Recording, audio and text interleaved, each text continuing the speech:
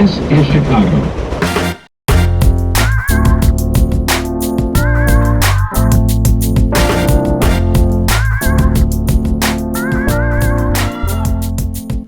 Welcome back to another episode of All for the Love of Chicago. I'm Kristen. And I'm Lisa. And we're wearing green. I know, because it's a theme. It's a theme today.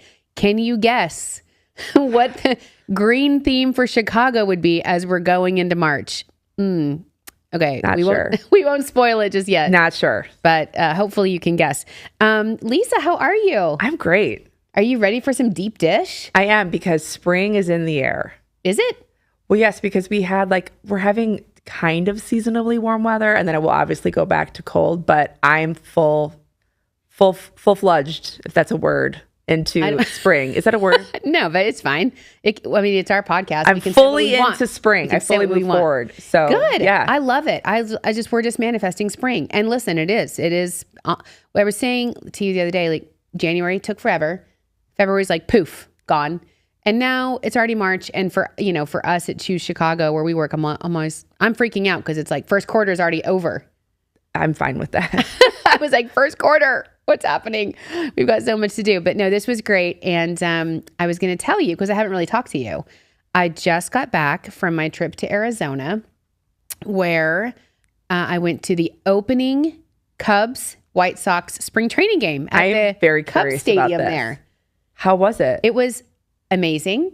It was made. What was so funny is I was there because I lived in Arizona for like 25 years. So one of my best friends in the world is the head of economic development for Mesa, where the Cubs Stadium is. So I was in her suite, and I'm up there, and then I see Andy from the Cubs, Andy Blackburn. I'm like texting him, like, I see you. He pops in. All the Cubs people are coming into our thing in Mesa. We introduced them to the mayor of Mesa. The mayor of Mesa, by the way, one of the nicest people ever. Total Kevin Costner vibes. Huge cowboy hat. On brand. Yeah. Oh, I love that. And it's like I love that for real. them. Yeah. But what a great stadium. It was so fun to be there. All the Cubs, White Sox. I had my girls came with me too, so they were wearing the Cubs stuff. I was wearing just all Chicago. Never done, never outdone stuff. I was like, neutral. I am neutral. Whoever wins, as long as Chicago wins. Won? I don't know. I knew you were going to ask me that. I was like, it doesn't matter. It doesn't matter. Could we find out who won? Chicago won. And then, of course, then I'm in the merch. Chicago won. That's who won. I'm in the merch, and it was sold out. It was packed. Was it a lot of Chicagoans? Oh, my God. Everywhere I went the whole weekend, actually, because I was really there for Mom's Weekend for the sorority, my daughters. And but I like wear everything I wear now says Chicago. Good. So I have my Chicago. I'm like, good. I know. Lisa's like, so I have my never done, never anything else. Yeah. I have my hat. I have my jacket. I have my like Taste of Chicago shirt that I wear. Of course, like we have all the merch. Yes. Everything I wear. And so everywhere I'd go, we went to the farmer's market. Everyone's like, are you from Chicago or are you just wearing that? I'm like, no, I'm from Chicago. I'm a Chicagoan. Good. They're like, where? Where do you live? I mean, here we go. We're back in this again. I love that. Oh my gosh. It was crazy. So they were like, where are you living? What block? Who's your doorman again? Yes. Yeah. I went to the farmer's market and there was a whole cheese tent from Wisconsin cheese. And I'm like, oh, Wisconsin. I was just in Wisconsin. And I was like, she's like, I don't know. The cheese is from Wisconsin. She's like, from Chicago. You're like, I was like, she didn't even know. But I was like, okay. I have caught myself though, like since you've called that out, I definitely do that. I'm like, oh, where are you from? What block? That's okay. What parish? Did you go to high school? Like I don't know why I need these levels of details, but I do. Because you want to connect. I guess. And so also I got it when I was there talking to all of the Chicagoans that were in Arizona. I was like, I live downtown. I was telling them exactly, and they loved it. But it was really amazing to see how many people were from Chicago that came out there. Another reason I wanted to go to this home opener at the Cubs stadium in spring training is because at both the Cubs and the White Sox stadiums that both do their spring training in Arizona, for the first time ever, Choose Chicago is advertising. It's very exciting. To all of those Chicagoans in stadiums. So I was like, did you spot it live? Oh my God, you didn't see my Instagram? Oh wait, no, I think I took pictures and then I drew like a red arrow pointing. You're like, they're proof of performance. I was insane. I made everyone walk around for all the different angles of our ad so that I could take pictures at multiple angles. Thank you for doing that. Yeah, I mean, listen, bleed the brand. You know what I mean? I was love into that. it. Wait, so what was the vibe? I know there's a big Chicago cohort in Arizona, but what's the vibe? What were people saying about the city when you were there? People were loving it. I mean, I will tell you that they're like, the number one thing, when you go to Arizona during spring training, everyone's like, oh, you're from Chicago. Woo, burr. Yeah. It's cold there, Meanwhile, we're wearing shorts. Little do they know, I'm like, it's not New York. Okay. No. We're not getting the blizzard. No. I barbecued. Are you kidding? It's fine. What? I did. I went for it. We didn't eat outside because it was too cold by then, but I was like, we're out here, kids. You're out here grilling. Yes. I love it. Yeah. Oh my gosh. So that was really fun though. I'm glad. And so I'm really looking forward to downloading with you everything that happened and all the things because there's this huge innings fest where everybody goes and people are like, oh, you're here. I'm going to see you. And so I really feel like there's a lot more we can do to promote to that audience. Good. But, it's just the beginning. You start somewhere. Well, welcome back. Thank you. We're glad you're back in Chicago. Well, I am all things spring break. Okay. Like, I feel like it's upon us. People are planning, figuring out what they're going to do when their kids are out of school and all of that. And so I tested a few things this weekend. Okay, I did a lot of things. Let's hear it. So I have some recommendations for people who are coming here for 2 days, a whole week, or they're looking to do a little staycation, which I'm doing. So I went to the Balloon Museum, which is in the north suburbs, and it's literally one of the coolest things I've ever did. I would say it kind of looks like it's one of those Instagram-y places. I think I've seen it on But Instagram. It's so much more than that. They have like 12 rooms, and every room is super immersive. You go in, there's like a room that's just this giant pool it's like a giant ball pit. And it has all these cool designs and videos. And then there's this other room that has these like crazy balloons that fly up and there's music playing. And there was people of all different ages there. Awesome. I also went to the Shed Aquarium. They have completely changed the way that whole aquarium looks. And the updates keep coming. So I'm really excited to see that. But such a great place to go and camp out for, even on a cold day. Love it. I went to the field. I went everywhere. Wow. I went to the field. And I went to the Art Institute. That's what? Yes. All in 1 week. All in one weekend. And then 1 weekend. And then I know everyone talks about Au Cheval. It's this like really popular burger place. Wait, what's it called? Au Cheval. And it's in Fulton Market. I think you should spell it. A-U Cheval. C-H-E-V-A-L. Did I spell it right? A-U-C-H-A. Thank you. Okay. So you go, but there's a really long wait.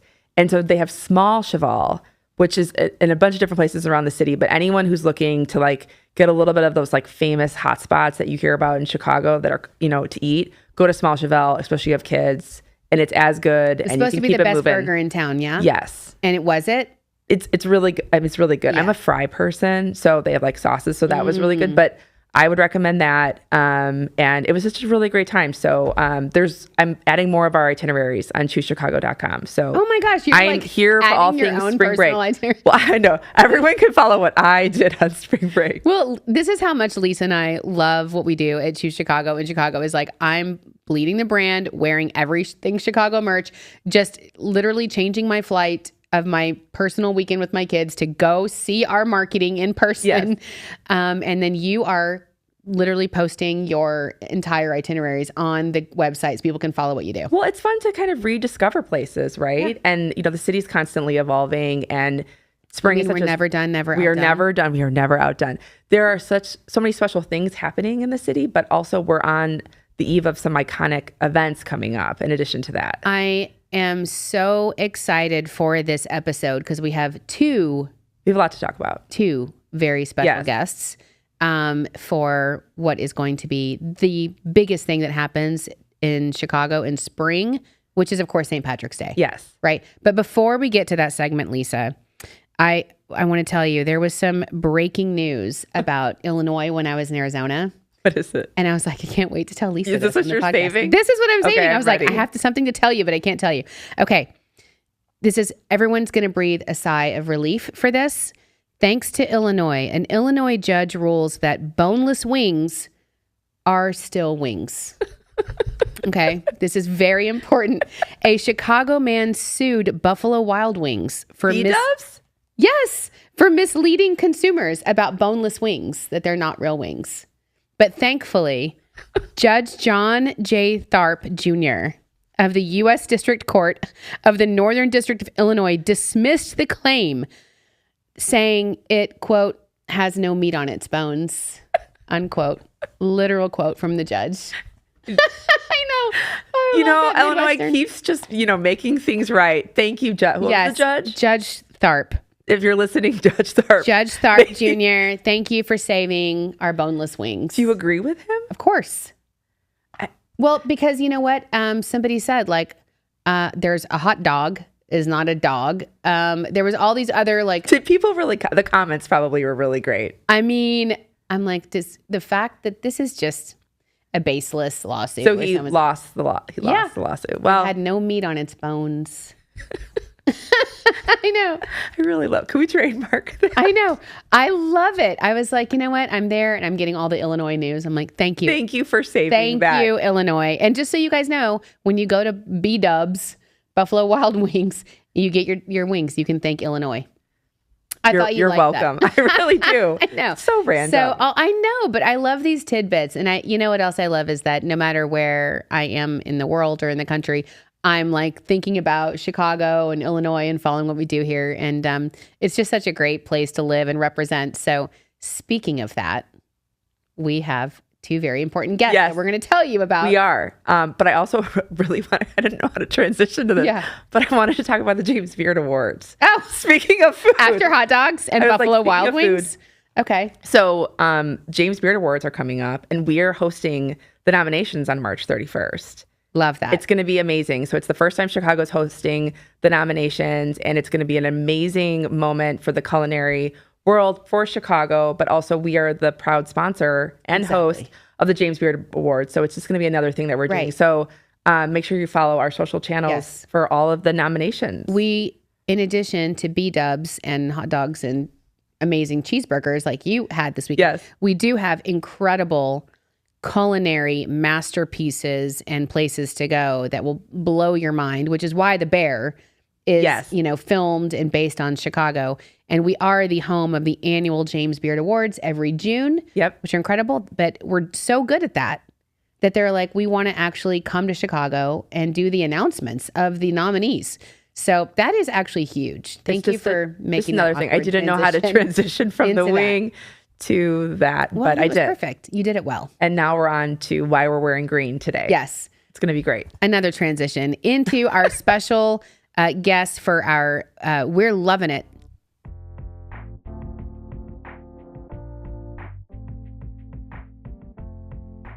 Okay, Lisa, we are back and we're talking all things Ireland and St. Patrick's Day with two very special guests.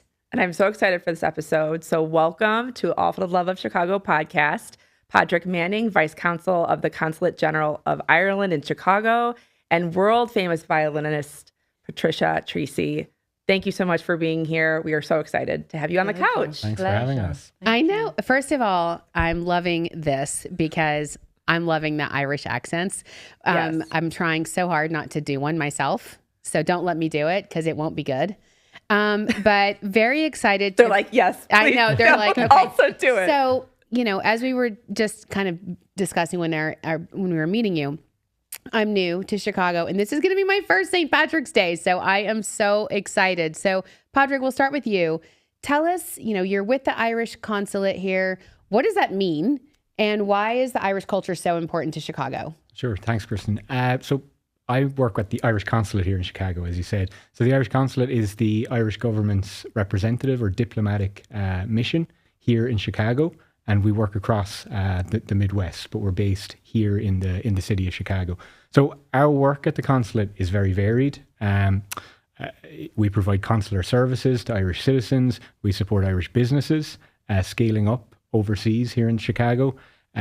We work to strengthen the political partnership between Ireland and the US, and we also work with the Irish community here. And one of the most special aspects of the job is getting to work in one of the great Irish cities in the US, here in Chicago. I love that. And Patricia, my dear friend. Yes, dearest. I'm so excited to have you on. Great to be here. Thank you. You're from Ireland. Why do you think, what is the connection? Why does Chicago have such a strong Irish community, Irish focus? What is the connection? Well, I mean, generations of Irish people travelled to America because of the famine and for many other reasons as well, getting work here. Always very welcome. And there's 44 million of Irish diaspora in America. And I think a lot of those are in Chicago. But massive city, Chicago. New York's even bigger. But for some reason, Chicago feels more manageable. And there's a community and just a real richness of the Irish heritage and culture. So it's a huge place and a brilliant place to be a part of. Yes. And you're a world famous violinist. So Thank what you very about, talk to us a little bit about that journey and why Chicago is such a great home for your art. Sure. I mean, there's so much, again, Irish culture in Chicago and a history of Irish music and even the language. So to come here and be able to play music is such a gift. And I think people from Chicago understand the Irish and the culture even more than most other places. So it's very much a home from home to be in Chicago. I don't know what else to say about it other than I'm very comfortable here and very happy. And of course, my gorgeous husband is from here as well. So every little helps. Every little helps. Well, yeah. Well, we start every podcast off with asking our guests, what do they love about Chicago? So what do you love about Chicago? I'll start with you, Pádraig. For me, as an Irish diplomat working in the United States, it is the fact that Chicago is one of the great Irish cities here in the US. So one way to look at it is the numbers, and Patricia touched on it. There are over 200,000 people here in the city of Chicago that identify as Irish or identify as Irish American. If you zoom out and look at Illinois as a whole, it's 1.3 million people. And for me, representing the government of Ireland, that makes it very, very easy to feel at home here in Chicago. That's great. Mm-hmm, definitely. I mean, the fact that there's so many Irish here and generations of Irish here. Even my mother's first cousin is here in Chicago, and my mother never met her. They were pen pals their whole lives, but they didn't meet until my wedding a couple of years ago. And like my mother's 94 and she's, I don't know, she's in her 60s, but it was incredible that they got to meet, but they always had that connection. And you don't feel like you're coming to a foreign land, coming from Ireland. It honestly is like coming home. That's great. I know. And so being new, when we go out, it's amazing to me, this community here. I mean, I think we're obviously known for St. Patrick's Day, and we're going to get into that in 1 second. But what I've known is when we go to Chicago Cut, our favorite restaurant, and you got Matt, and you can barely understand what he's saying. He's so Irish. He's like, "Oh, hear you." Does everyone know Matt? Yeah, Matt is the owner. Of course, my gosh! If you ever go to Chicago Cut, the owner is from Ireland. Everyone's nodding their heads, and I'm like, I don't know Matt. Everyone knows Maddie Moore. And when we went to the rugby game, which was Ireland versus New Zealand, which was an incredible game. Fantastic. When they sang the Irish national anthem, it was like a home game. It felt like the entire stadium knew the national anthem, everyone but me. So it really is. It's really steeped in our culture and heritage here. So that's why it's so awesome to have you guys here. But and I don't know the history of dyeing the river green or why that is so important. But do you guys want to talk about what it's like here on St. Patrick's Day and some of the activities and what you love about being here on that day? Sure. I mean, the dyeing of the river came about in, what was it, 1962, I believe. Yeah. And another thing is, this is crazy. Chicago had their first Irish parade back in 1843. We didn't have that in Ireland until we had one in 1903 in Waterford, and then there wasn't another one until the 1930s. I want to say the 1931 or 2 or something. Yeah, and so what's interesting about St. Patrick's Day as we know it today, parades and all of the festivities that we think of when we think of St. Patrick's Day, originally, as you said, that was an Irish immigrant or an Irish diaspora event, and it's something that we kind of have reclaimed back at home now. I think it grew over here in the States because people were so maybe homesick for Ireland. And once they got here, they never returned really. That was it. So they got together in their communities, and they really, everything that was Irish, they clung on to it. And that's what started the parades and the celebrations and the green and the dyeing of the river. And actually, I think that they started dyeing the river. They found out something they were putting in the pollution, to find out about pollution, was making their clothes go green. And then they thought, wouldn't this be a great idea if we could dye the river for like That's Paddy's so Day? funny. Kind of on accident, they found out that it's and now I know it's a plant-based, of course, eco-friendly. We're very careful. Yes, They've done a lot of studies. It's not Mountain Dew. So if you, like some people will say they're pouring Mountain Dew in the Chicago River, they are not pouring Mountain Dew in the Chicago River. Not. So I think some people don't realize like the river literally turns green. So can you talk us through, and for those people who are listening or watching that have never experienced Chicago, like what is something that, or what is like 4 things that you would want them to experience when they're here in Chicago for St. Patrick's Day? Because there's multiple days of celebration. That's a great. What's on your short list? Great question. For me, I think one of the most special things about St. Patrick's Day in Chicago is that it's a citywide affair. Yes. So you've got the greening of the river on Saturday morning, you've got the downtown parade, but the following day you've got maybe more community-oriented parades. The Southside Irish Parade down Those in are Beverly. my people. Oh, great, fantastic! Yes. Southside Irish Parade is fantastic. Yep. Yes. I think it's the largest neighbourhood or community-based St. Patrick's Day celebration outside the island of Ireland.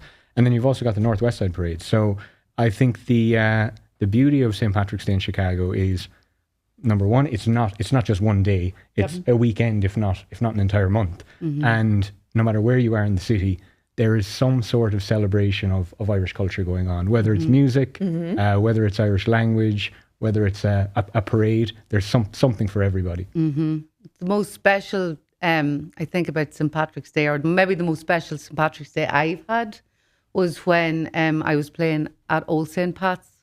I had been asked to play for the president's inauguration, and I had to make a recording beforehand. And friends of mine asked Father Hurley there, could I do it at Old St. Pat's? So we made this fabulous recording with the backdrop of the windows behind. Fabulous. And then afterwards, they asked me to come back. So that was January, and then in the March, they asked me to come back to play for St. Patrick's Day, and it was unbelievably incredible. I mean, they have the regular artists and musicians there all the time. They were playing Irish music. This lady, Catherine O'Connell, stood up to sing Danny Boy, and oh my God, I got goosebumps. And Father Hurley, amazing. I mean, you could listen to him forever. And then the Shannon Rovers started, and they lifted the roof of St. Pat's. They marched up and marched down, the pipe band and the drums going. And I mean, honestly, there was VIPs there. The mayor was there. We had our Consulate Generals there. And it was just such a special day. I just feel like, you said that there's maybe more population in New York, but coming from New York, I'm telling you, like, I just don't see the connection of Irish culture like we have here. And maybe you're right. Maybe it's because Chicago is just more manageable. It's more manageable. There's the compression. Tighter Irish communities. It's the neighborhoods. It's the neighborhoods. Yeah. I mean, when I first went to the Southside Parade, I thought that was the main one, and honestly, I was blown away by it. I mean, the streets were closed off. There were pedestrians everywhere, but people had their houses wide open. You could walk in and out. I was going, is this really happening? And then the kids on the fire engines with their flags going, and oh my God. It's a huge thing. So I have trauma as a young child, like sitting on the curb outside my grandma's house, and there was these like giant figurines. They had like people carrying them, and they had giant heads with like little leprechaun heads. You know what I'm talking about? I'm gonna find it, and we're gonna put it on there. I have trauma, and I would like to have like put in a petition for the Southside Irish to phase those out, because I remember being like running, screaming when those things would come down at the parade. I'm gonna find them. Find them. Yes. Find them. And maybe you could do something about it. It seems like you got some pull. Yeah. Not doing it. Yeah. Because you're talking about the famous dancers, and there's a famous parade, and there's a famous river. I mean, okay, so For somebody that's coming here, when you have people that come here, what do you tell them not to do on St. Patrick's Day? Well, is there anything you should say, like, listen, just be careful doing this, or and for first timers? I honestly don't think so. I mean, there's so many lovely things to do. You go to the River Dine, you go to the Mass, you wear your shamrocks. There's plenty of beautiful restaurants and watering holes to go into. I mean, you've the Dearborn, the Gage with the Lawlesses. They're so welcoming. You have Maddie Chicago Cut. You can watch the river flowing by.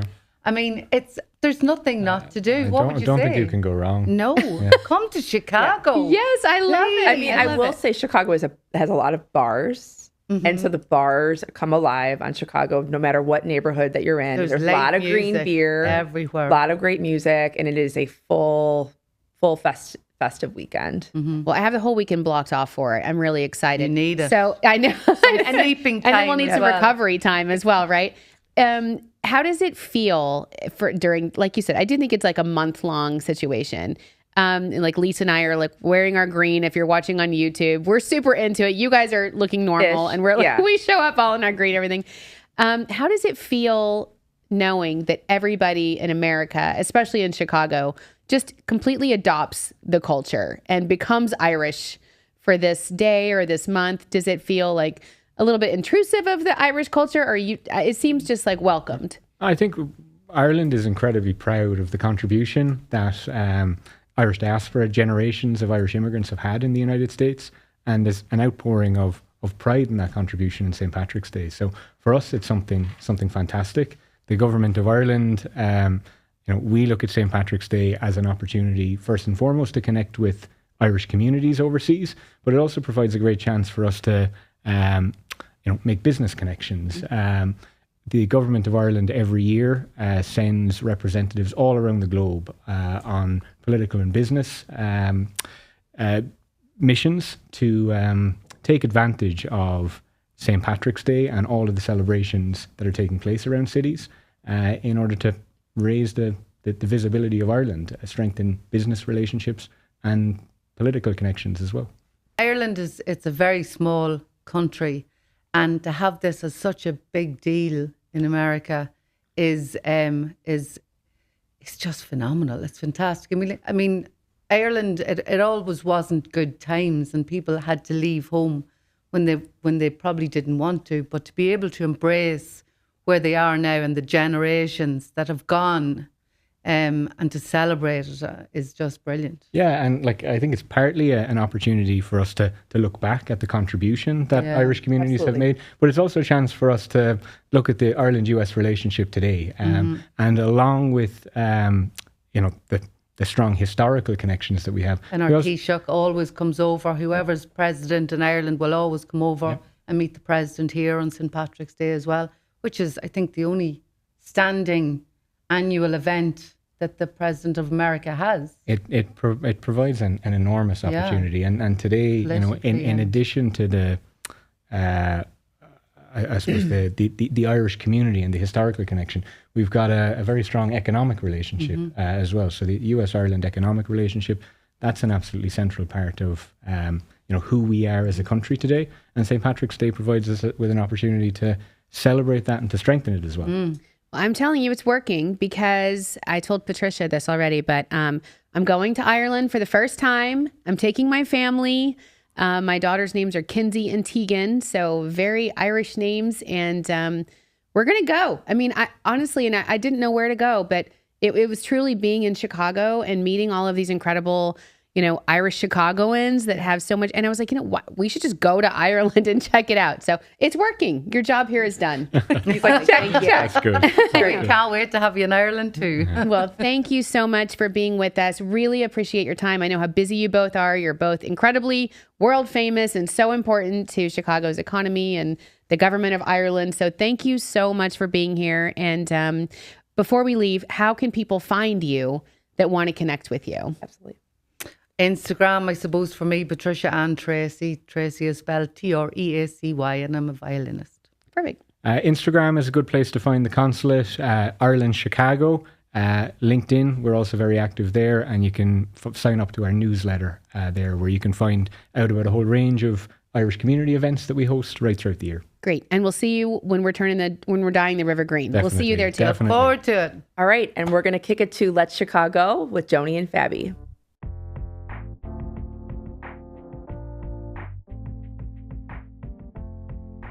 This is Let's Chicago, the segment of the podcast where we talk about things to do in Chicago right now and over the next 2 weeks. I'm Joni. And I'm Fabiola. We're going to be pulling from our blogs, our events page on choosechicago.com to make sure that you know what will be happening here soon. So this episode is all about St. Patrick's Day. Oh, yeah. Which is a massive event in Chicago. It's actually estimated that nearly 1 million people come out to participate in the downtown Chicago festivities around St. Patrick's Day. Right. And you can feel it when you're there. For sure. I'm here with everyone that I've ever met in my whole life, plus more. Yeah, for sure. Yes. And the energy is amazing. So I have 4 picks for things to do on or around St. Patrick's Day to kind of participate in some of that green magic. Alrighty, what are they? Okay. So the first, if you're at the river dyeing, which it's always the Saturday before St. Patrick's Day, or if you just want to see the Green River after it's dyed for the next week or week and a half, London House Rooftop. I love London House. Yes, I always take out-of-town people to London House. I think it's one of the best views of the river. So it's great even after the day of the dyeing to be able to see a great view of the river while it's bright, gorgeous, glimmering green. Yeah. And now if you want to get like in it, almost. Yeah. Pizzeria Portofino is right on the Chicago Riverwalk. So you can be kind of street level with the Green River, see it up close, different vantage point, and have some like amazing pizza and vibes in that restaurant. Great food. I love that place. Totally. Or just like a cocktail. Yeah, why not? And then if you're not trying to be downtown, or maybe you already saw the Green River, the Guinness Open House Brewery is a great place to do all St. Patrick's Day things, Irish festivities on St. Patrick's Day and kind of around the holiday. It's one of the only Guinness breweries in the United States. I believe so. Yes, they have like a bakery in there. The food is super good. I'm not like so good. I'm not a huge beer girl. Yeah, but I've had dinner there multiple times and it's wonderful. They do also have an NA option too. I have had that. It's pretty good. Oh, that's good. Yeah. And then my last thing is, I know I said if you want to get in the river earlier, but this is literally in it. In it. Let's talk about urban kayaks. So it's a kayak tour on the Chicago River. They have reservations just for one day, the day of the river dyeing, before they open up for the warmer season. Yeah. And you can, literally paddle around the Green River when it's freshly dyed, bright, gorgeous green. I mean, like we were watching the kayakers last year. I feel like every year I see them and I'm like, I gotta do next year, please. I gotta do it. Yeah. So jump on that while you can. Yes. Those are my 4 St. Patrick's Day picks. Love it. Okay. I'm going to share just a couple. I know in the show we've talked about the South Side Parade, but there is also a downtown parade celebrating the 70th annual year. So, don't forget to catch that. Don't also forget to catch the Shannon Rovers Irish Pipe Band. Yes. They have been doing this for 100 years. Legends. If you ever are looking for them, just listen. You will find them. Follow your ear for the bagpipe. That's right. And I know there's plenty of, events happening. One of my personal favorites is the Irish tap dancers. They go to various bars. There's adult and children tap dancing, Irish dancing. But a few of the spots I know they're planning to hit up is Guinness. Yeah. As well as Chief O'Neill's. So, if you're out and about, you will be seeing something pretty great. I want to see the dancing. I want to hear the bagpipes. I want it all. I want to drink the green beer. We got to see the Green River. Paddle in the river. Yeah. So all of that and more on choosechicago.com. Please visit and check it all out. Yes. And of course, follow along on social media at Choose Chicago and at All for the Love of Chicago. Thanks for watching, listening. See you next time. See ya.